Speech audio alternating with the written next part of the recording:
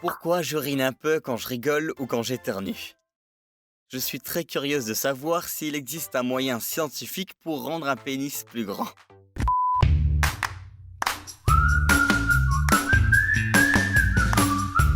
Aujourd'hui, je vais répondre aux questions dont vous avez peur ou que vous êtes gêné de poser à votre médecin. Très bien.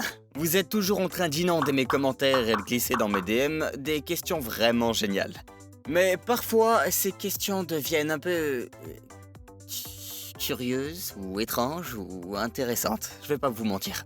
Mais après, je me suis dit si une personne voulait la réponse à une question particulière, il y a des chances qu'il y ait plusieurs personnes qui se demandent la même chose. Donc aujourd'hui, j'ai décidé de m'asseoir et d'y répondre avec vous tous. Et disclaimer, aucune question n'est hors sujet aujourd'hui. Si vous me le demandez, j'y réponds. Ça peut devenir un peu délicat. Salut à tous, je suis Dr Jordan Wagner. Je suis médecin urgentiste et je traite de tout, du Covid aux blessures par balle, aux brûlures, etc. J'ai créé cette série de vidéos pour répondre aux questions médicales que je reçois des patients à peu près tous les jours. Si vous trouvez cette vidéo utile, faites-moi une faveur et abonnez-vous. Très bien. Première question. Salut docteur, je suis vraiment en surpoids et j'essaye tout pour perdre du poids, mais on dirait que je perds jamais de poids. Devrais-je m'inquiéter et aller consulter? Bon, bonne question. Et on peine tous à perdre du poids en fait. Premièrement, vous devriez avoir une bonne relation avec un médecin généraliste. Comme ça, vous savez que vous pouvez commencer à faire de la musculation ou changer votre alimentation et vous savez que vous partez d'un point bon et sain avec des analyses de sang, ce genre de choses et que vous êtes suivi. Mais la manière la plus simple, c'est les calories absorbées versus les calories dépensées. C'est comme ça qu'il faut voir les choses. Si vous avez moins de calories qui entrent dans votre corps comparé au montant de vos dépenses énergétiques pendant la journée, vous devriez perdre du poids. Et le but est de perdre entre 500 et 700 grammes, presque 1 kg par semaine. En gros, vous devriez y aller lentement. Pas de régime brutal, aucun régime spécifique qui ne va vous faire perdre tant de poids et ne plus en reprendre. Le problème est qu'on agit comme si on voulait un médicament ou une solution rapide pour diminuer tout notre poids et notre graisse. Mais bien souvent, on obtient des retours lentement et progressivement sur une longue période de temps, avec une bonne alimentation, moins de calories absorbées, mais vous ne devez pas descendre très bas, parce qu'après votre corps entre dans une sorte de mode où il retient tout. Et avec ça, il vous faut un bon programme. Et si vous avez essayé tous les régimes possibles et que vous avez toujours du mal à perdre du poids, il pourrait y avoir un problème sous-jacent qui doit absolument être vérifié par un médecin. Je suis curieux, combien de temps les drogues restent-elles dans le corps de quelqu'un? Je demande pour un ami. Donc, la médecine dit qu'un docteur vous prescrit un médicament, mais que ceux en vente libre ont une demi-vie différente. Ils peuvent être assimilés par notre corps de différentes manières. Et ça prend un temps différent pour chacun. On a la biodisponibilité d'un médicament, qui est la quantité de médicaments qu'on prend qui est effectivement absorbée dans notre système, et en combien de temps chaque médicament se décompose dans notre système, ce qui est appelé une demi-vie. Ainsi, un médicament peut prendre jusqu'à 4 heures pour se décomposer ou plusieurs jours. D'un autre côté, ce que la personne essaie de demander, c'est pour les substances illégales. Donc le cannabis, la cocaïne, les opiacés, l'héroïne, l'oxycodone, tous ces types de produits illégaux. Ça dépend. La marijuana peut rester dans vos cheveux très longtemps si vous vous faites tester à l'écouvillon, contrairement aux urines où ça peut rester plusieurs jours, voire plusieurs semaines. Tous les mécanismes des substances illégales sont différents. Tout comme pour les médicaments ordinaires en fait finalement. Chaque médicament prescrit ou drogue a son propre métabolisme, ainsi que son ton effectif de présence dans le système. Docteur Wagner, j'adore votre chaîne. J'allais parler de ça à mon docteur, mais en fait, ça me dérange. Y a-t-il une raison médicale au pourquoi les seins des femmes peuvent ne pas être de la même taille? Est-ce que c'est courant? Est-ce que je devrais m'inquiéter? Je serais tenté de dire que c'est en fait assez commun. Plus de 50% des femmes ont une asymétrie des seins. Donc en résumé, les raisons les plus courantes d'avoir une asymétrie sont la puberté, les changements hormonaux et les traumas. Donc est-ce que vous devriez vous inquiéter par rapport à l'asymétrie de vos seins? Si c'est quelque chose de nouveau, ça doit être vu par un médecin. Si c'est quelque chose que vous avez eu votre vie entière, c'est moins probable que ça soit préoccupant. Soyez juste attentif à ça et assurez-vous que ça ne change pas. Si c'est le cas, parlez-en à votre médecin ou votre gynécologue obstétricien. Salut docteur, j'ai une question pour vous. Pour ne pas vous mentir, je pète plus que d'habitude. Devrais-je m'inquiéter? Ok. On pète tous. On est dans le milieu de ce qu'on appelle les flatulences, mais personne n'aime qu'on dise ça. Juste parce que c'est un mot bizarre. On a des gaz dans notre corps de manière différente et pour des différentes raisons. Quand on parle, on avale de l'air par accident. Ainsi, il va dans notre estomac et on doit le faire circuler. Les boissons gazeuses apportent aussi du gaz dans notre corps. Mais aussi, les aliments que l'on mange sont détruits par les bactéries de notre estomac et ainsi que nos intestins. Elles décomposent notre nourriture. Certaines des bactéries mélangées à la nourriture que l'on ingère vont produire des gaz. Est-ce un problème? Généralement, non. Je me sens mal pour vos colocataires ou vos collègues, mais on a besoin de sortir le gaz de notre corps. Il est donc bon de laisser sortir les gaz et de ne pas les garder dans votre corps. Je peux pas vous dire combien de personnes sont venues aux urgences que j'ai vues ne pas expulser leur gaz et arriver avec une énorme dilatation abdominale. On fait beaucoup de travail pour s'assurer qu'ils aillent bien comme des scanners et à la fin de la journée, c'est du caca et des gaz. Les energy drinks sont-elles vraiment mauvaises pour la santé? Bonne question. J'ai beaucoup de collègues qui boivent ces boissons toute la journée. Et je mentionnerai pas ton nom, Alex. Boire des boissons énergisantes n'est certainement pas la meilleure chose pour vous. Je vais vous dire pourquoi. Donc, les boissons énergisantes vous procurent de l'énergie principalement car elles contiennent de la caféine. Ils ajoutent aussi différents acides aminés pour aider à accentuer les effets.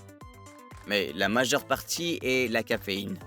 Certains ont plus de 300 mg de caféine dans une canette. Et les gens prennent ça comme tout le temps. Si vous n'y êtes plus sensible, ça va pas faire grand chose. Mais si vous êtes plutôt sensible en matière de caféine, ça va vous faire sentir mal. Augmenter votre pression sanguine et votre rythme cardiaque, et on appelle ça la tachycardie. Ça va vous donner l'impression de mourir. J'ai déjà eu des amis qui ont dû aller à l'hôpital car ils avaient bu trop de caféine. Et leur rythme cardiaque était de 150 battements par minute, ce qui est très inconfortable et effrayant. Ça peut vous faire sentir comme si vous allez mourir, vous faire transpirer, être étourdi et même avoir de la nausée et vomir. Du coup, il faut faire gaffe. Généralement, les effets d'une boisson énergisante arrivent 20 ou 30 minutes plus tard. Donc, soyez avertis et vigilants. Et selon les boissons que vous prenez, il peut y avoir beaucoup de sucre. Et s'il n'y a pas de sucre, il y a des variantes du sucre. Soyez prudents, beaucoup de sucre va vous donner beaucoup d'énergie mais peut aussi vous faire un malaise qui est pas bon. Et vous voudriez pas ce sucre supplémentaire dans votre corps, et soyez attentifs à ces substitutions aussi. Si vous devriez en prendre, essayez d'adopter pour quelque chose qui est proche de 100 mg de caféine et qui contient pas de sucre si possible. Si j'avale un chewing-gum, est-ce qu'il reste à l'intérieur de mon estomac pour toujours? Non. C'est un mythe ancien et je l'ai entendu. Si vous avalez un chewing-gum, ça va prendre 7 ans pour sortir de votre corps. Non. Votre corps le détruit, tout comme les autres aliments. Ça demande probablement plusieurs jours à notre corps pour le transformer et le sortir de nos estomacs, jusque nos intestins et ensuite l'extraire à travers notre gros intestin et sortir de l'autre côté. Donc si vous avez besoin d'avaler un chewing-gum, tout ça vous causera aucun dommage sur le long terme. Et il va pas rester dans votre abdomen ou vos intestins et faire pousser un bébé chewing-gum. Et encore moins rester 7 ans. Ça va juste sortir après quelques jours. Est-ce que le sang est réellement bleu à l'intérieur de notre corps et devient rouge une fois exposé à l'oxygène? Non. On décrit ça dans les livres, les journaux médicaux et même à la télévision. Le sang rouge et bleu, pour être plus clair, sachez qu'il y a le sang oxygéné versus le sang désoxygéné, ce qui revient à sang artériel versus sang veineux. Mais dans notre corps, l'oxygène de notre sang rend le sang rouge vraiment vif.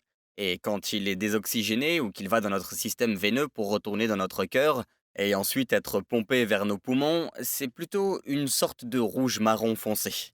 Le rouge vif équivaut à du sang oxygéné qui est dans nos artères. Et notre système veineux a du sang désoxygéné qui a une couleur marron mais pas bleue. Mais bonne question. Pourquoi est-ce que j'urine un peu quand je rigole ou lorsque j'éternue? En fait, c'est plutôt courant. On appelle ça de l'incontinence. C'est un terme médical pour quand vous avez accidentellement un peu d'urine qui sort. Il y a des tas de raisons pour lesquelles ça peut arriver. Il existe l'incontinence d'effort, l'incontinence par impériosité, l'incontinence par regorgement. Il y a beaucoup de termes différents, mais la cause la plus courante est une faiblesse des muscles du plancher pelvien. Ce sont des muscles autour de la zone où nous pouvons retenir notre urine, surtout les femmes qui ont accouché de manière naturelle. Parce qu'en fait, elles étirent tous ces muscles et peuvent avoir les effets plus tard, quand elles feront de l'incontinence, quand elles toussent ou éternuent ou rient. Et ça sort un petit peu à ce moment. Un moyen de combattre ça est en fait la méthode appelée Kegel, qui est une sorte d'exercice de renforcement musculaire qui est fait en fait pour le plancher pelvien. D'autres raisons qui peuvent causer ça, c'est quelque chose appelé une vessie neurogène, quand les nerfs du corps ne fonctionnent pas correctement pour la vessie. Donc vous pouvez perdre de l'urine de cette façon. Parfois, quand un homme se fait enlever la prostate pour une raison quelconque ou qu'une femme se fait retirer l'utérus pour X raison, ces procédures peuvent aussi conduire à ce que quelqu'un ait une incontinence telle que ça l'oblige à faire attention au moment où elle va tousser, éternuer ou rigoler, ce genre de choses, et pourrait faire perdre de l'urine. Si quelqu'un a ça ou que ça arrive tout le temps, l'autre chose que vous pouvez faire, malheureusement, c'est de porter des protections hygiéniques ou de s'assurer d'aller aux toilettes plus régulièrement. Comme ça, votre vessie n'est pas si pleine que vous pourriez avoir de l'urine qui sort. Quel est le meilleur endroit pour se faire tirer dessus et encore être en vie? Et quel est le pire endroit? Alors, s'il vous plaît, ne vous faites pas tirer dessus tout court. Et je dirais que le pire endroit pour se faire tirer dessus et pour mourir, ce serait le cœur. Et ensuite, ça pourrait être la tête, selon la puissance de la balle, la proximité de l'arme, les différents types d'armes et il y a plusieurs facteurs. Donc quel est le meilleur endroit pour se faire tirer dessus et être encore en vie? C'est probablement une des extrémités ou vos fesses. Comme ça touchera pas les vaisseaux. Vous voulez éviter un os et vous voulez juste que ça aille dans les tissus mous, donc la graisse ou le muscle. Et vous souhaitez probablement que ça aille de bout en bout et que la balle sorte de votre corps. Parce que je l'ai déjà dit sur des plateformes différentes que dans le monde médical, on ne retire pas les balles si elles sont coincées dans votre corps. À moins qu'elles soient juste à portée de main ou qu'on peut facilement la sortir, habituellement on va pas pêcher à l'intérieur du corps et essayer de la sortir si elle n'est pas sortie par elle-même à cause de la force du tir. Parce que ça cause plus de dommages, et on peut blesser plus de structures si on essaye de l'extraire. Et ce sont généralement des cas bénins. S'il vous plaît, évitez de vous tirer dessus. Salut Dr Wagner, je t'aime depuis que je t'ai découvert sur Gameology, et je suis curieux de savoir s'il y a une manière scientifique de rendre son pénis plus grand. Pas de moquerie, c'est la question. Donc, il y a un moyen, ou deux moyens, de faire grossir son pénis de manière chirurgicale. Il y a un ligament qu'on peut couper pour peut-être vous donner un demi-centimètre de plus. Et aussi, vous pouvez déplacer votre scrotum le long de la tige de votre pénis pour encore une fois le faire paraître plus grand. Mais typiquement, ce que vous avez est ce que vous avez. Maintenant, des crèmes, des pilules, des lotions, ces choses n'améliorent ou n'allongeront pas votre pénis. Certains ont même utilisé des poids. Un urologue que je connais a dit une fois que si vous essayez de faire de la musculation, vous devez le faire pendant 6 à 10 heures par jour pendant 6 mois. Et peut-être que vous obtiendrez un demi-centimètre supplémentaire. Mais c'est absurde. Aussi, une manière plus simple de donner une apparence plus grosse à votre pénis est de perdre du poids. Il y a quelque chose qui s'appelle le mont pubis, qui est la zone pubienne au-dessus de votre pénis ou vos parties génitales, qui, si vous perdez du poids, va rétrécir. Si vous prenez du poids, va grossir. Donc ça rend pas nécessairement votre pénis plus gros, mais ça donne l'impression qu'il est potentiellement plus grand que ce qu'il n'est. Donc c'est un moyen rapide, facile et sûr de rendre votre pénis plus grand. Très bien, c'était des questions qui poussent à réfléchir ou peut-être des questions que vous ne vouliez pas poser à la base. Avec moi, Dr Wagner. Faites-moi savoir dans les commentaires si vous avez d'autres questions médicales ou sujets auxquels vous voudriez que je réponde et peut-être que je les inclurai dans ma prochaine vidéo. Et s'il vous plaît, assurez-vous d'être abonné et d'activer la cloche de notification. Quand vous faites ça et quand vous appuyez sur le bouton j'aime, vous faites savoir à YouTube que vous aimez voir plus de vidéos comme celle-ci. Merci beaucoup d'avoir regardé et restez en bonne santé les amis.